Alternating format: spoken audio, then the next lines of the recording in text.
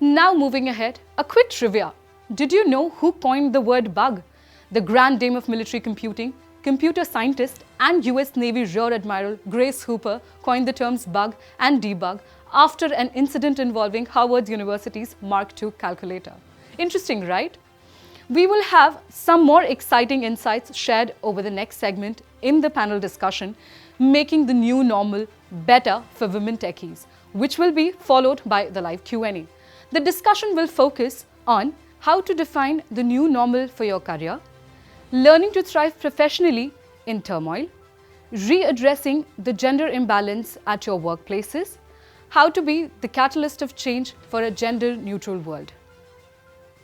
Now, I would like to invite Yojana Sharma, Manager, Content and Corporate Care Communications for TechGig and Times Jobs, who will be moderating the panel discussion along with Grishma Unnikrishnan, co-founder at MedPrime Technologies Private India Limited, Rekha Vijay Lakshmi, Senior Vice President, Global Client Delivery Services, Mphasis, Dipti Rao, Vice President, Goldman Sachs, Subhashini Subramaniam, Engineering Director, American Express. Thank you, Sukriti. Thank you for that fabulous introduction. Good afternoon, everyone. My name is Yojana Sharma, and I'm your host for this panel discussion. A very warm welcome to all this gracious audience here. The theme for today's panel discussion is making the new normal better for women techies. This year has been unusual to say the least. COVID-19 is here to stay for the longer time. And while this lockdown and its perpetualities are here to stay, we must find ways how not to just survive, but to thrive and to ace it.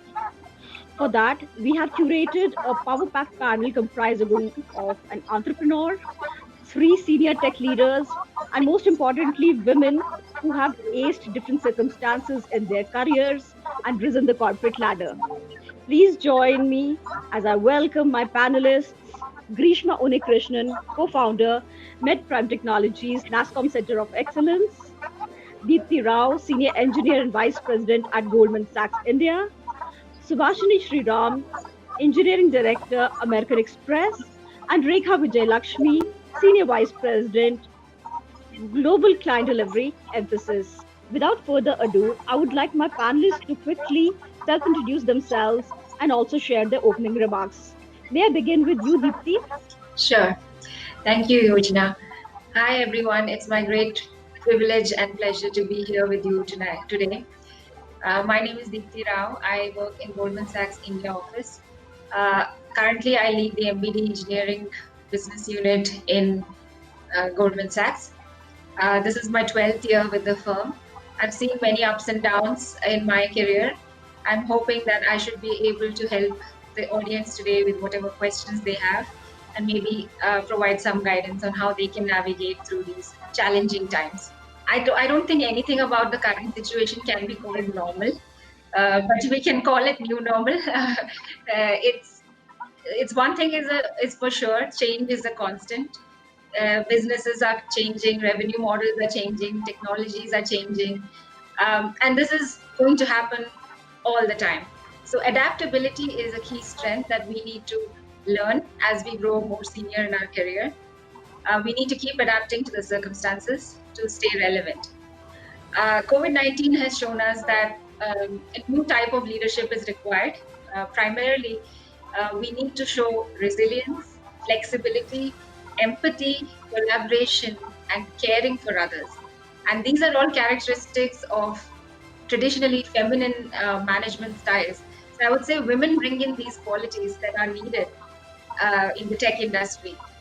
The pandemic has brought in digital transformation and requires a lot of change in the way we do business.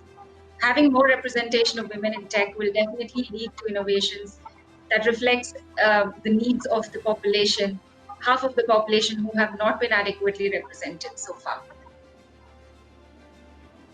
I think that's quite an opening for us, Deepthi, here. Grishma, we're waiting for your introduction and your opening remarks on the topic. Yeah, hi everyone. I am one of the 4 co-founders of a medical device startup known as MedPrime Technologies. Important thing to point out is that there are 4 co-founders, of which I'm the only female one. All my remaining co-founders are male.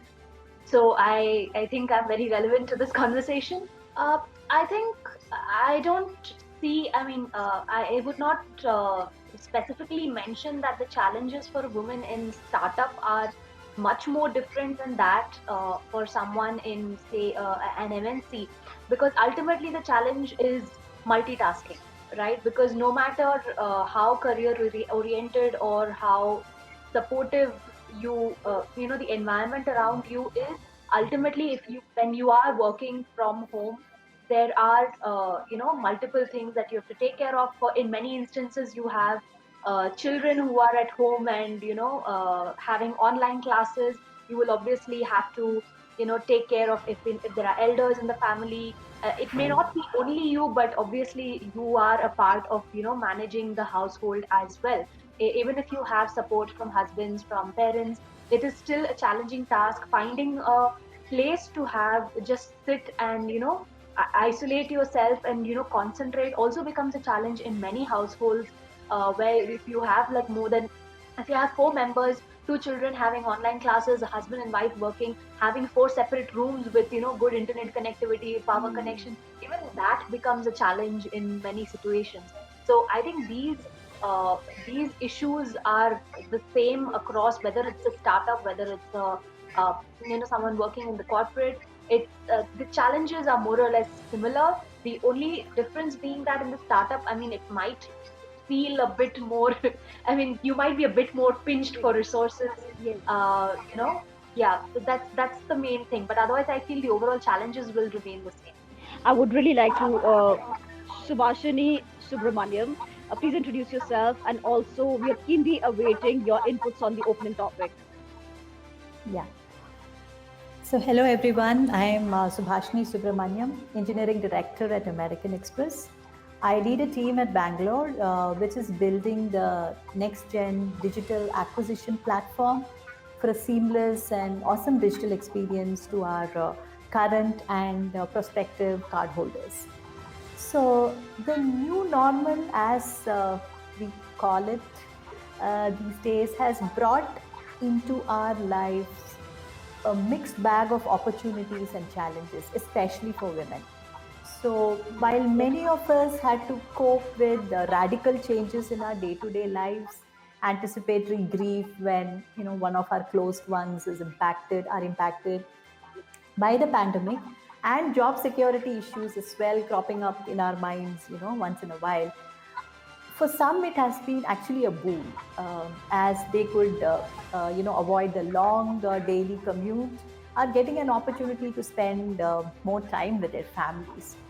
So, as women, we have gone through the various stages of denial, anger, sadness in the earlier phases of the new normal. And I think at this point in time, we have moved on to an acceptance phase, right? Acceptance of the new normal. And I think it is time that we take charge of the change and adapt ourselves to thrive professionally and succeed in our careers. That's quite a point you mentioned here, that women have they're used to making adjustments to different phases of life. I would like to have the opening remarks from Rekha Vijay Lakshmi as well. Thank you, Rekha, for those remarks. Rekha Vijayalakshmi. I consider myself to be a technology business leader, trying to make a positive impact in everything I do every day. My roles have changed a lot over the years, and in every step of the way, this has been my goal. The first 11 years of my career, I was working in Indian Space Research Organization as a design engineer. That would be the best way to make everyone understand it. After that, I joined IT industry. My IT career was mostly here in the US. Starting with working as a project manager, business analyst role, I moved on to owning accounts from a delivery standpoint, technology delivery standpoint. First one, then two, then whole business units. And today in Mphasis, I have a portfolio of accounts, mostly in financial services, where we deliver technology services for our customers in the banking and investment management space. Making the new normal better, it depends upon how we define this new normal. While the world has been changing continuously over the last several years because of technology, COVID has sort of compressed the change timeline. The new normal, the way I define it, would be a world that is disrupted by this new work from home paradigm and how we apply technology in that paradigm. To make this better for women techies, there are two things that we have to do, in my opinion. One is to spend conscious effort in understanding how the world of the woman techie has been impacted by this paradigm shift. And two, how can they contribute the most in this new paradigm? Ultimately, man or woman, everyone will be valued only by the impact or the contribution they make. So knowing these two things, we will have to design a system which enables the woman techie to contribute to the fullest and to feel that she has reached her potential or is on the way to reaching her potential. How should a woman technologist sort of define the new normal in her career? Deepti, I'd like to take it to you first, and then I'd like to speak to Subhashini later on this. Sure. I think one thing we need to remember is, as Subhashini also pointed this out, with challenges come opportunities as well. So we should try and find a silver lining in these challenges. For example, I think unlike many other industries, our jobs in the tech industry can be done quite effectively from home. And in fact, many tech companies already had well-established work from home policies as a norm, even before the pandemic. This outbreak is creating greater demand for tech roles, and it could lead to new opportunities in an otherwise challenging environment and job market. For instance, I have made the most of Zoom meetings. Earlier, because I am in a regional location, I used to be the only one dialing in remotely to meetings. But now everyone is remote. So in a way, this has been an equalizer. A few things I would advise other women, at least when they're preparing themselves for opportunities in tech, is don't be intimidated. Focus on what you do know and what you bring to the table. A little confidence goes a long way. Talk to people, look for opportunities to connect, network with others, learn from others.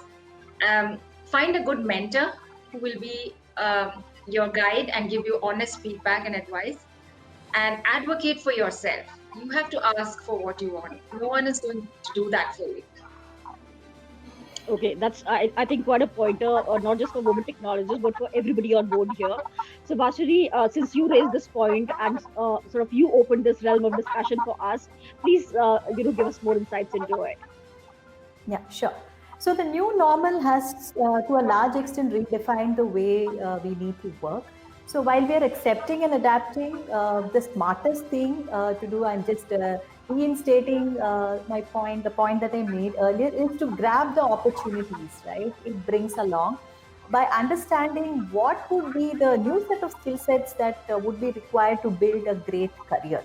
So one of the most important thing and very good thing that has happened is that location is no more a consideration, right?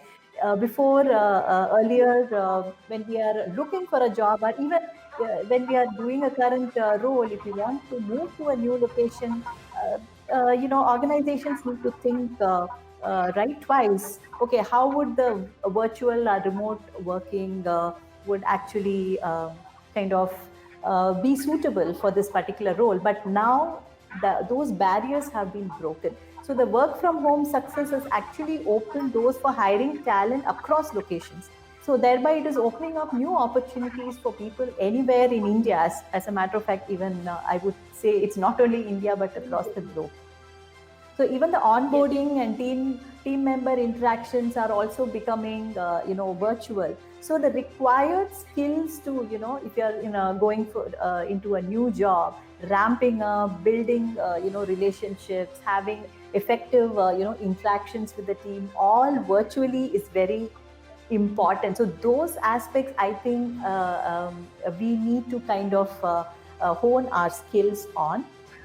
On the leadership side, if you look at the leadership trends, I think Deepthi also mentioned few of the aspects, right? So given that the future workplace is also mostly going to be a blend of working remotely as well as at office premises, the leadership style is no more this micromanagement style, but it is moving more towards enhanced communication, more transparency, collaboration, being more inclusive. So building those leadership styles is also one of the things that the new normal is coaching us to transition into.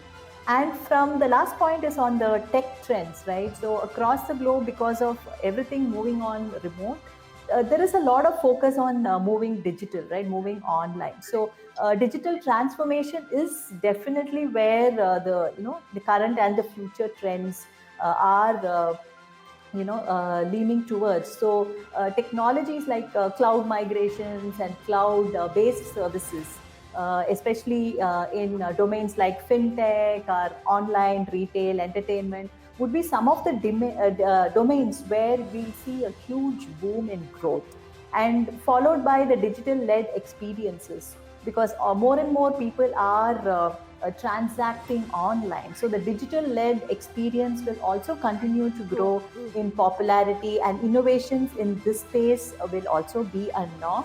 And also, as more and more services are delivered online and work from home will be the norm, there is a big need for improving the security, right? So the security domain is also one of the big domain where people should or can consider building their future career. I think that's quite a point made, and that also sorts of blends into the next subtopic that we had created for ourselves.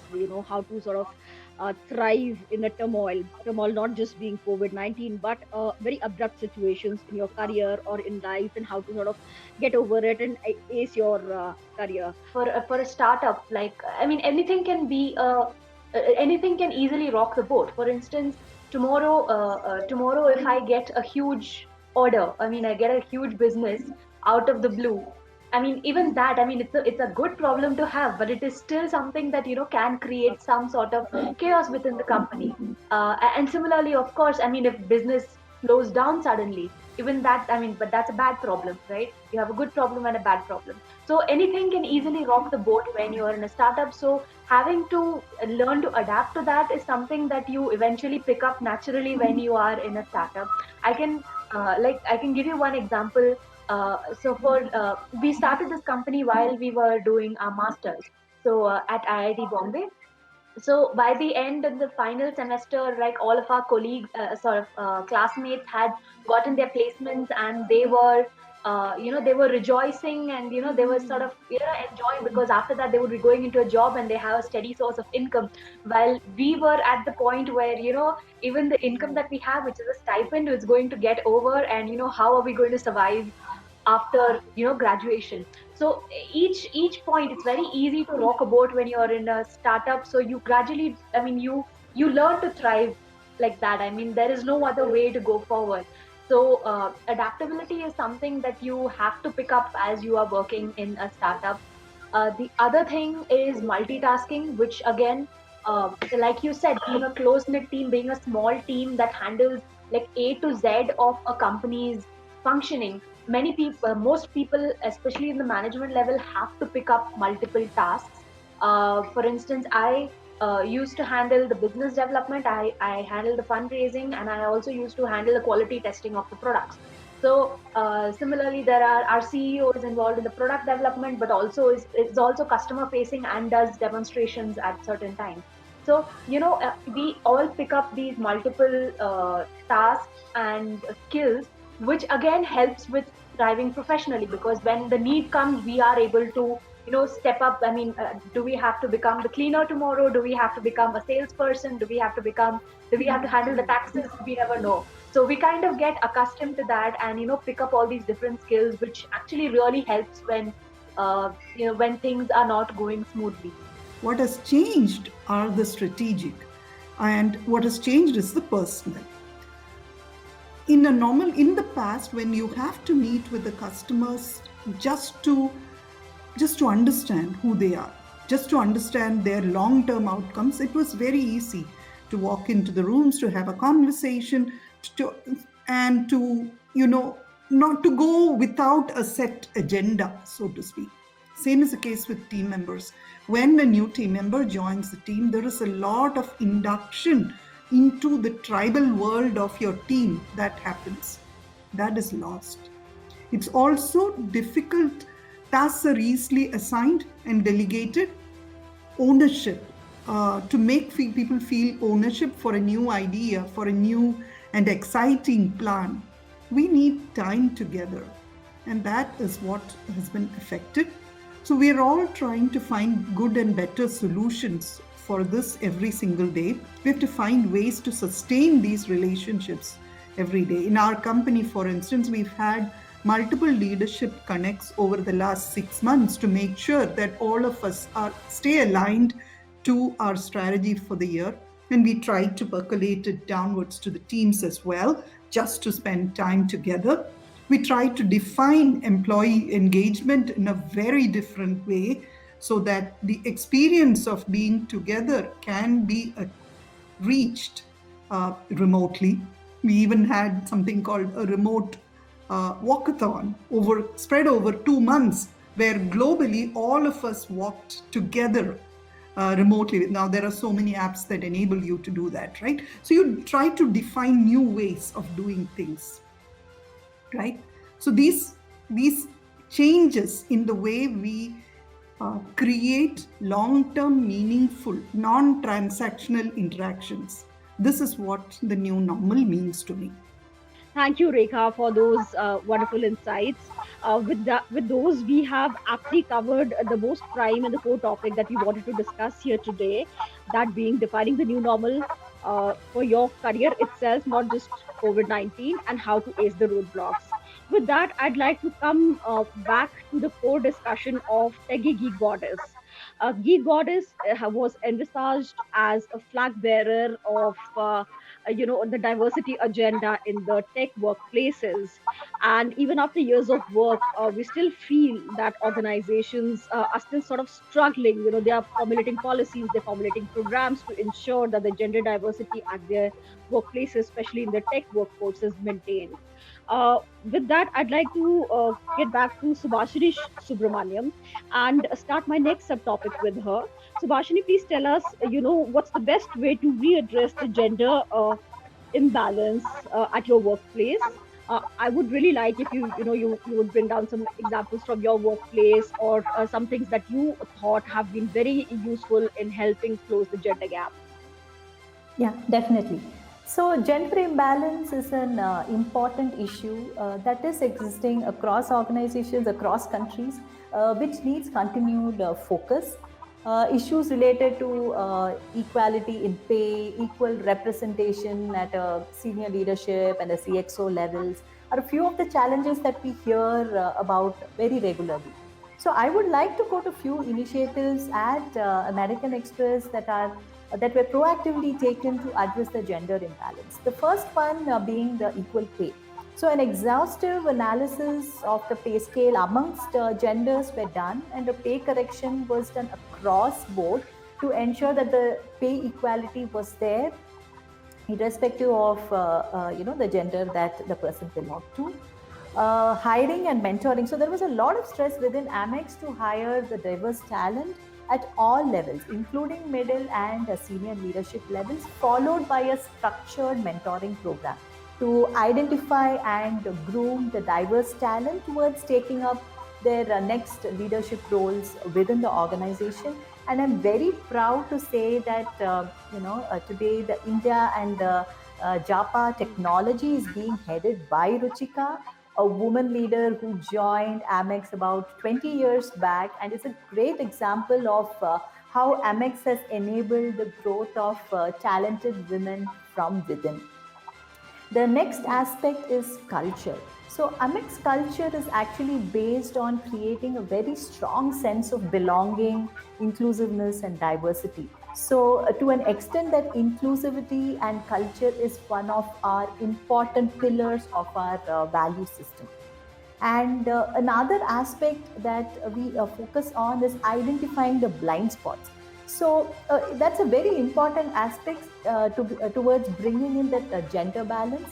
And it's very important that we check our blind spots related to the gender bias, which could be both conscious and unconscious. So bias is often in the form of incorrect narratives, and it continues to hamper the progress, right? So despite enough evidence, many people still believe in the myths like women lack ambition or confidence. They opt out of big roles because for them family is more important.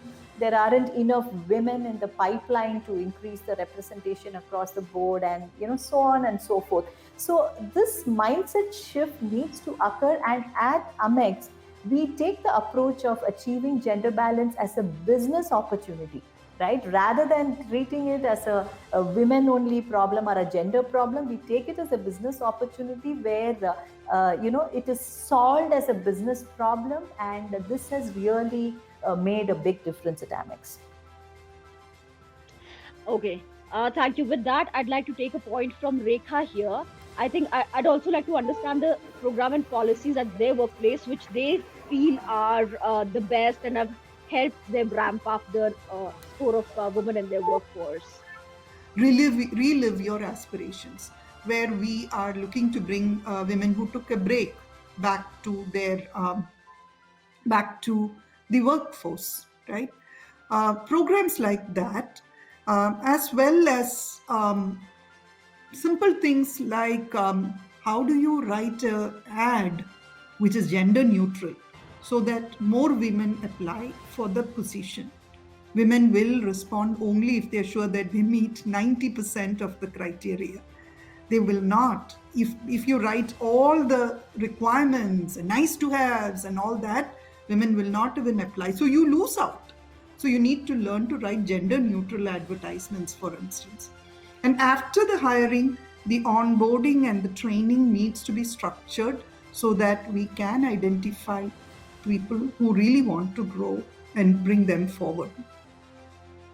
Leadership programs and providing opportunities, most of them exist actually.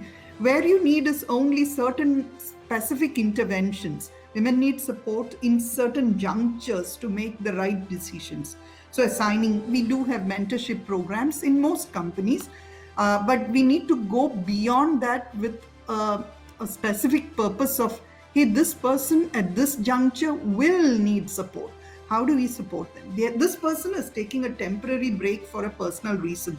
How do you provide the resources so that they can keep in touch during this period? The fact that we are going remote actually helps us in these matters. How do you change the measurement mechanisms? How do you change the performance rating mechanisms so that we measure outcomes?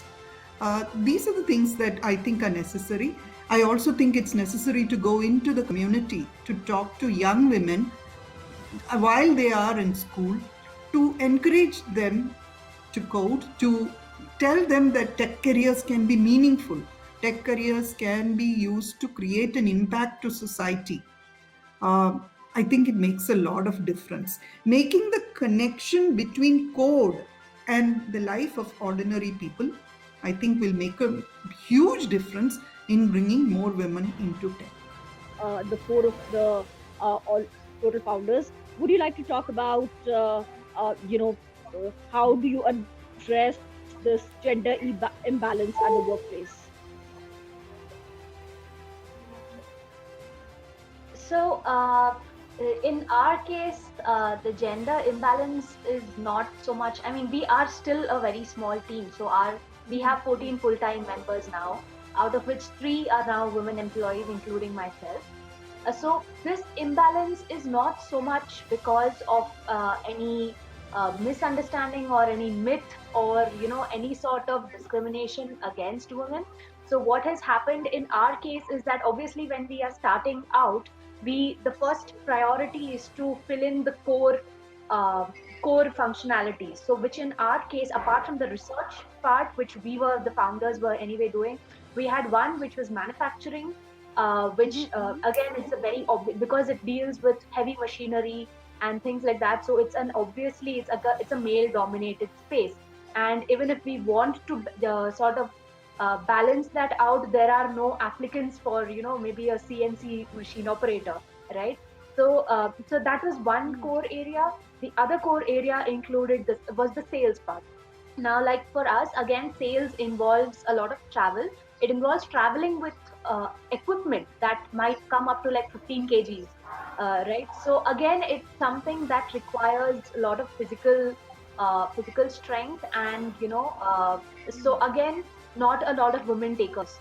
So for us, these were the two core functionalities, that were the first positions that we had to fill. It was naturally male oriented and male dominated. But now, as we are expanding, like we have sort of diversified, now we are hiring for administrative roles, for more social media, digital marketing, design roles. So now we are able to incorporate more women, and we are trying to keep sort of balance it out by hiring women for these areas. Grishma, I think your point is made. And while we are speaking, we are getting a plethora of questions for all of you ladies out here. I'd like to get back to the questions a little later because I still have to speak to Deepthi about it. Deepthi comes from an engineering background herself, and now she's a leader in her domain. Deepthi, what was it like when you started out with your early days in the career in the domain, and now that you're X years into your career? How has the industry changed? How have the norms changed? How has the mindset changed? Sure. I'd like to also answer the previous question, because I would like to tell something about the different initiatives that we are taking at Goldman Sachs as well to Yes. address the gender imbalance in the workplace. So I'll start with that and then move on to the next question. So I believe that we need to take a person by person approach to talent management. There is no one size fits all here. We need to foster an environment that values diverse perspectives. And at Goldman Sachs, we take this very, very seriously. We have established goals to improve gender diversity at the firm, so that women will represent 50% of global talent over time. Sorry. 50%. We will have to repeat that line again, please. Okay. Yeah, but there is some your segment disturbance. Yeah, I'll Ravina, start can you over. start again? Okay. Yeah. Start again. All right. So we have established aspirational goals to improve gender diversity at Goldman Sachs. We anticipate that we want to establish 50% global talent over time, 50% of analyst and associate hires over time, 50% global campus analyst class by 2021, that's next year, and 40% of vice president level by 2025.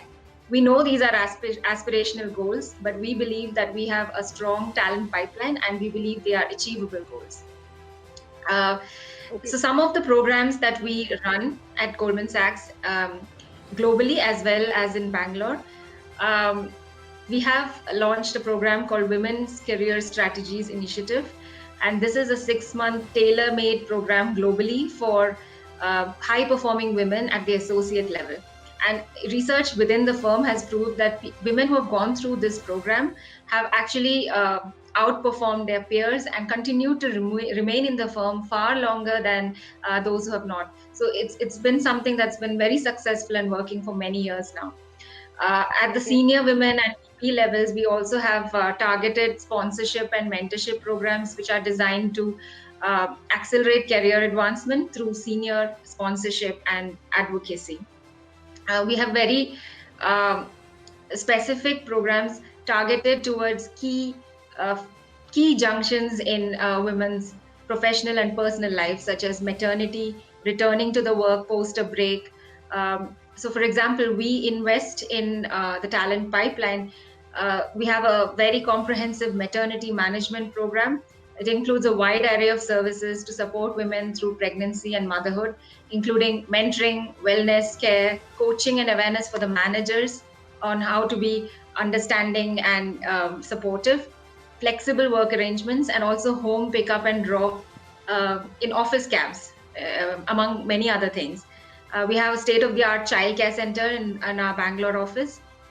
We also have, and I believe this is one of the first programs of its kind. We have a returnship program which offers internship and then future employment opportunities to women who've taken career breaks.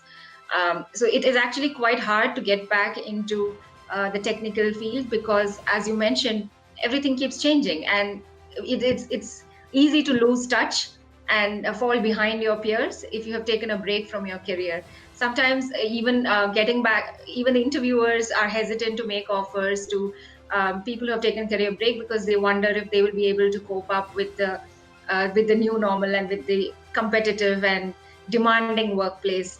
Um, so we have this internship program which gives an opportunity for women who've taken a 2-year career break to come back, and it's a launch pad for them to restart their careers.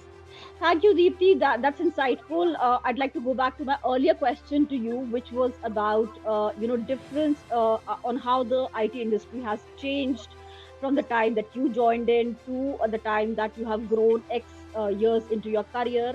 How has the industry, the mindset, the policies changed? Just quick 2 minutes to recapitulate all of that. Well, hard to recapitulate in recapitulate in two minutes. Uh, well, one thing is, change is happening all the time, right? It's not just since I joined or since you joined. It's been like even 6 months ago, things were so different. 1 year ago, it was completely a different world altogether. So I can't say that it's, over the course of the years, what the changes I have seen are, like we used to be a bit of a jack of all trades earlier. So there was no specialization and saying I'm an expert in this one thing and that's the thing I'm going to be doing. I think Grishma touched upon it, but basically we used to be open for any job, anything. So whatever the team and the firm requires, we would jump onto that. Today this technology, tomorrow something else, and open to anything, learning everything. And in hindsight, I think that was not a bad thing. That was actually good because it gives you an open mind where you can now explore different things. Nothing seems too challenging because you feel like, okay, I can learn this and I can do this, even if it's something I haven't done before. So it's a new thing. Nowadays, I feel people are a lot more focused in their interests. They know what they like and they want to focus only on those things and specialize in those areas.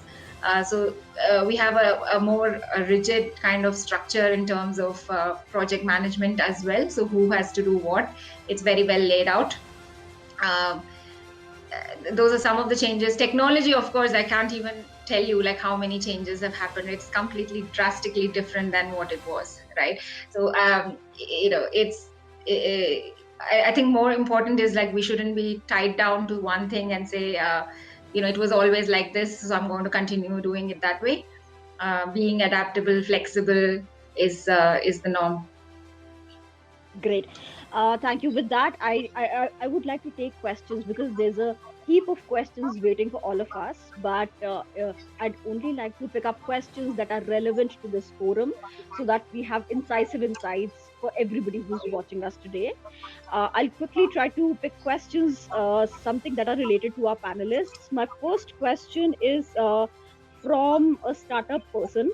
Her name is Shefali Sharma. She says she's working in a developer. She's working as a developer in a startup.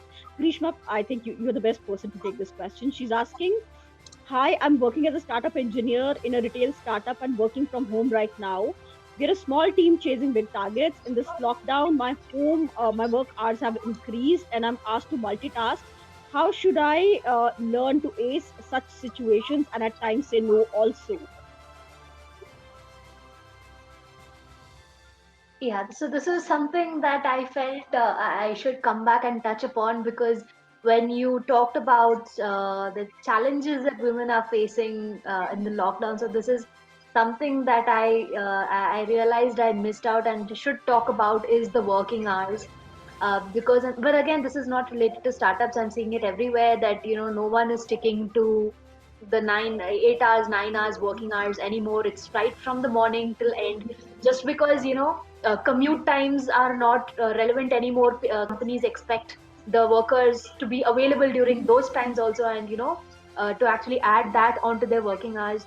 So I think it has to come. I mean, companies should take this into consideration, that just because they're not commuting doesn't mean they don't have other tasks or responsibilities, and that should contribute to their working hours at no additional, no additional pay. I mean, that's just, it's expected of them. So I think this is something change that has to come from the company's perspective, because it's not something that's limited to startups. It's I'm seeing it happening even in larger companies. So that's definitely, I mean, Absolutely, yes. Grishma. Absolutely, Grishma. Point taken. I'd really, it'll make a lot of sense if you bring down, share some tips with her on how to sort of multitask. Number one, and how to at times say no and put up a stand.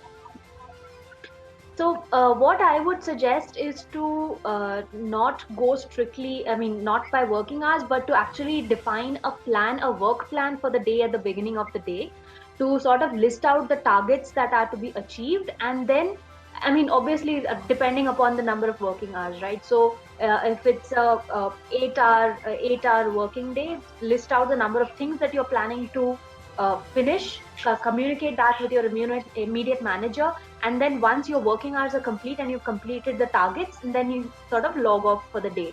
So it has to be a balance. It shouldn't, if there is something urgent that has to be done, obviously that has to be done in priority and completed in the course of the day.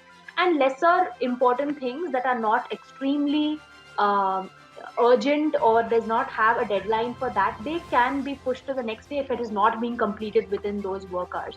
So you need to keep a balance of both your work hours as well as your tasks to be completed, things to do for the day, basically. So managing it that Thank way would make it more sensible. Thank you, Grishma. I think Shefali would have got an answer there. Next, I have a very interesting question coming up. I think I'd really like Subhashini to take it.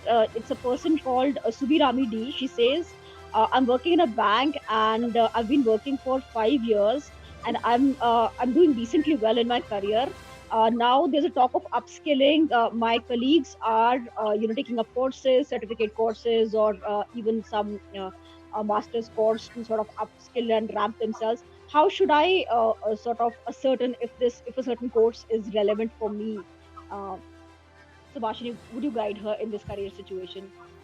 Yeah, absolutely. So, not only in general, upskilling is very important, but given the new norm, upskilling is absolutely, critical. Given that, if you don't constantly keep learning, we will get outdated in no time, right? So, it gone are those days where we are very happy with, what we have learned, and we are constantly doing the same thing again and getting better at it. But those days are gone, and the current trend and maybe even the future trend is looking at how we can ramp up very fast on the new technologies. So my advice to her would be pick up skills. There are two ways of looking at it, right? So if you want to continue in your current role, right, look at the different aspects in your current project or your product, which where you see a skill gap, right? What are your current skills and what more skills you need to build if you have to kind of become a expert in the area of your domain, which could be your product or it could be a project if it's a large project. That is, so identify those skill gaps and then identify those courses or trainings or even assignments, hands-on assignments that needs to be that is relevant to that particular skill set, and then take up those. The second way of doing it, if you're looking at taking up a new role, right, either within the company or maybe outside. So you will have maybe a particular team you want to move into, or it could be a particular company, your dream company that you would like to join. So then you have to identify what is the tech stack there, or what is the domain out there, what kind of skill set is required, and then upskill yourself based on those requirements. So it completely depends what is at what career level you are and what is your next step. So based on that, you can make the right choice. Thank you, Subhashini. I think those are it's a very crisp situation that you have given her. I was quickly checking the different questions that are coming by. I picked up a question from a person called Pratima Rani. She's working in a tech firm. I'll park it to Rekha. Pratima Rani says, I'm a network engineer and the only woman in a team of 6 men. I want to take up more projects even outside my team. I have already made this request to my manager, and but how do I raise it like a very prominent and very pertinent request, and not like a passing remark. So I would request Rekha's attention and advice on this. Thank you, Pradima, for this question. It's a very interesting question for me personally, and I can relate very well to you. My first job, for 1 year, I worked in Steel Authority of India. There were only 2 women engineers in a steel plant with 7,000 people. So I do understand what you're saying. Oftentimes in meetings, every single day, I am the single woman. So I do understand. So my question, I'll help you about how you will talk to your manager, but I also want to encourage you to look deeper into yourself. Why is this making you uncomfortable? I want you to think. The reason why I say this is that today you can talk to your manager and maybe you will get another role. That's okay. But as you grow in the organization, as you take up new roles, as you go to different organizations, different countries, this situation may happen again. So I think if this is the only reason that's holding you back, and your male colleagues are friendly with you, you're able to work, you're able to contribute effectively, then I need you to look into yourself to see how do you overcome your reluctance to work in a male group. I think you should consider that. The second part is, okay, whatever is the reason, I'm not getting into your personal situation since I don't know that. But if you really have to get out, what I would say is that when you go to your manager, the first thing that you could say is that I would like a chance to work outside in a project. I've been doing this work in this group. Give me a chance to do something else on the side. Let me explore whether I like that better or not. I do not think they will mind a lot, because almost all good leaders like to mentor and bring their team members forward.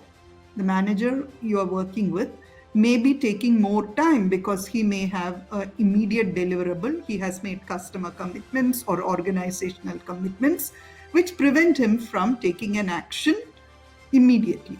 So once you give that assurance that I do want to try out, I will take care of the immediate deliverable. And you can ask, if you don't know what is the deliverable that's holding him back, you can ask that question also. When do you think I will be able to finish all my commitments and move on? So they tell you that, and in the interim, you can ask for additional assignments which give you exposure outside. The advantage is twofold. One is it allows you to keep your foothold while trying out other things. And you may not like it also, for all you know, right? So if you like it, you can move out. If you don't like it, you have a home to come back to in your area of competency. The second way in which I would say is that if you have a specific area, always the specificity and the intensity of your ask helps others to help you. So if you just say generically that you want to go somewhere, then they will be able to help you only less. But if there is a job posting somewhere, or if there is a specific place to which you want to go and you have all the qualifications in that area and you can say that, then your manager is more likely to support you. Thank you, Rekha, for sharing those lifesaver tips. I have last question. I have a heap of questions actually, but I can only pick up one questions right now, and that is from a person called Neeru Rawat. Deepti, this is for you. She's doing a BTech right now. She says, "I want to pursue my course and then take up a job little later." While my classmates are frantically talking about internships and jobs and they're applying for it, at times I feel left out, and at times I feel that my decision of taking up a job little later is okay, it suits me. So what is your advice? Is taking job after a break really bad? Is it looked down upon by hiring managers? I would like to understand a little bit more, Neeru, like what do you intend to do in that break period? So is it a different career choice that you're making, doing something else for a couple of years and then coming back to a tech career? I think I'd like to understand what the break plan is, because it will depend a little bit on that. So in general, as I have mentioned before, there are a few red flags or questions that might be raised when you've taken a career break. Nothing to be worried about or afraid of. It's just something that you need to be prepared for. So you need to have an explanation of why you haven't been working for 2 years or whatever the time of the break is, and B, you need to keep up with the technical skills and the advances that have happened in the interim. So you can't just let yourself stagnate and not keep up with the changing trends. So when you apply for a job, people are going to be expecting you to be at the level of any other applicant. They're not going to give you any concessions because you have not been in the industry for a few years. So you need to make sure that your skills are sharpened and are on par with any other candidate. So I think there are two clear takeaways for her. That number one, taking a break is not bad, provided you've sort of studied or researched, or you have some valid reason for taking a break. And number two, you should be upskilling or polishing your knowledge, or you should be ensuring that you stand at par with your colleagues or with the other students of your class to ensure that you have an equal chance of getting selected amongst them. That's how I see this answer. And If I may add please, something to please. that, so what just to add on to what you were saying, so taking a break shouldn't be a problem, but you should be you should be able to convince your recruiter that how these 2 years or how the break that you've taken has made you better for that job. So you should be able to sort of bring that out, even if it's not related to the field. If you can show or showcase how you have grown as a person, or how it has made you more competent for that job, I don't think that should be much of an issue. Thank you so much, Grishma, for putting it in these many words. And we have quickly, I was looking at the timer, 10 minutes left. And the most important question is coming up now for all of you ladies, which is how to be a catalyst of change for a gender neutral world. I would like Subhashini Sriram to take a lead on this, followed by maybe Grishma and then Deepti. Yeah, thanks. So basically, research and experience says that women who believed that focusing on gender neutrality actually felt greater power and confidence than women who actually advocated celebrating the differences, right? So, and that is where gender neutrality is all coming from. So both gender neutrality and the other parallel aspect, which is the gender awareness, are both strategies for achieving equality, right?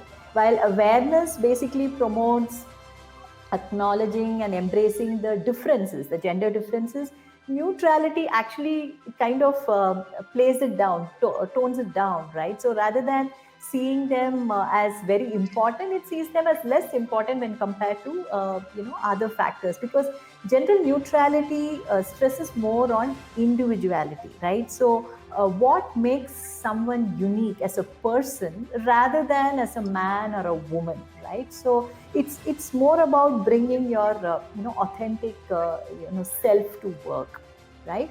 So some of the things that we can do, and where even I've personally kind of use that in my day-to-day work life, is basically one of the things is stop or avoid reinforcing stereotypes. For instance, when we are assigning work to our team members, right?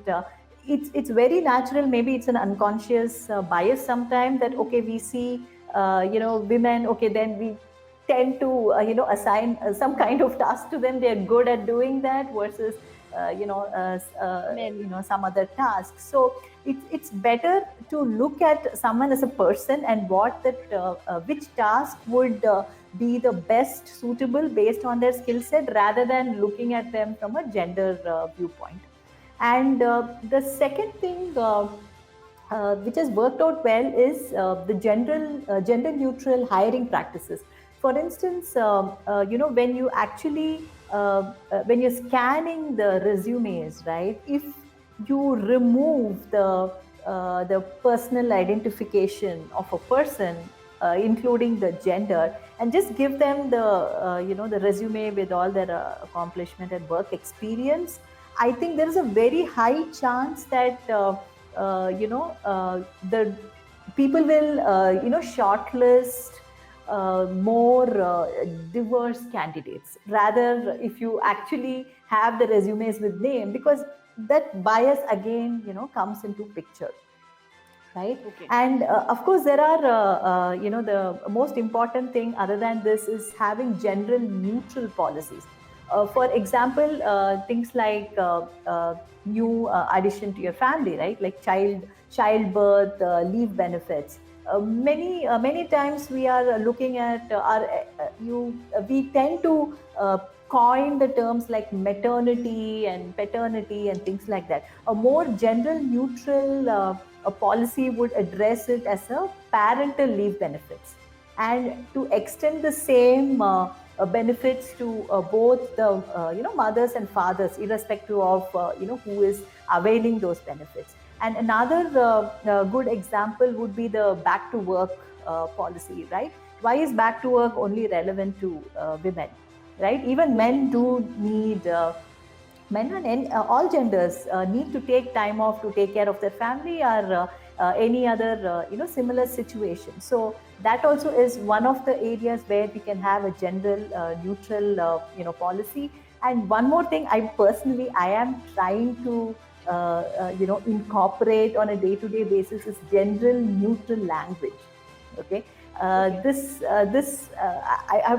personally, I do this mistake a lot of times. For instance, when I'm meeting with my team, I usually say, "Hi guys," okay, irrespective of whether there are, men and women in the team, right? It may come across as it's okay, we really don't mean it. But I think those are some of the things which we can change, small things that we can change, which will make a big difference. So rather than addressing as "Hi guys," rather I can say, "Hello everyone, hello team," right? So small changes, but definitely they make a big difference and can go a long way. Great. Quickly, Grishma, please make your point.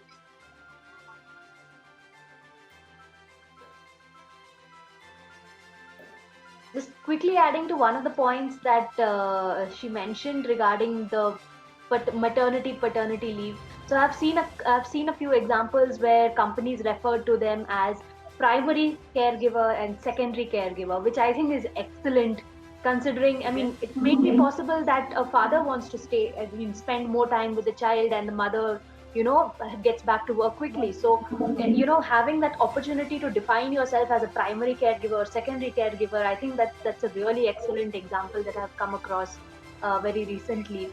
Apart from that, how to be a catalyst, I think one of the biggest ways to be a catalyst is to just be a good example and to actually inspire other such examples as well, right? So just, I mean, if we are fortunate enough to have reached this position, to be in this place, we have overcome our obstacles. I mean, we still are, but we have achieved some recognition. So if we can use that to inspire more people to come into the field, talk about some of the good experiences that you have had being a woman in tech. uh, how maybe like, and also how she mentioned individuality, right? How have your characteristics and your particular situation worked to your advantage? If you can talk to more people about that. For instance, I am, like I said, we are in the field of microscopes. So there was this instance where we have been to a conference where it was a medical equipment conference. So there were like salespeople from different companies, and there was us. And again, not a lot of women participating in these kinds of events. So later on, like, I happened to catch up with someone I had met there over like after 2-3 months or something, and that person referred to me as, I remember you were the woman who was selling microscopes. So me being a woman in that space actually made our company, our brand, more memorable, right? So although I can't say it's an entirely positive thing, but at that particular instance it worked to our advantage. And if we can make use of such opportunities and sort of inspire more people, and see the positivity that's coming out of it, I think that's a really good example to set. The other thing what we can do is, being in leadership positions, people, we have the years of people, we have the years of the other colleagues in management positions that who will and have to listen to us. So talking, like how she how mentioned about sort of speaking up against stereotypes, speaking up for the needs of women, because in many cases what usually happens is men are not even, that awareness is sometimes missing of what are the conditions that women are going through and how these are affecting them. So actually speaking up about them, having the voice to speak up about them, can actually create a change within your company and within your community. So speaking up is something that we can definitely do to implement this change. Sure. Quickly, Deepti, please, we're waiting for your input. Sure. I think equality is a very distant goal for us, but we need to strive to achieve that before we reach a place of neutrality, right? How can we reach a place of equality first?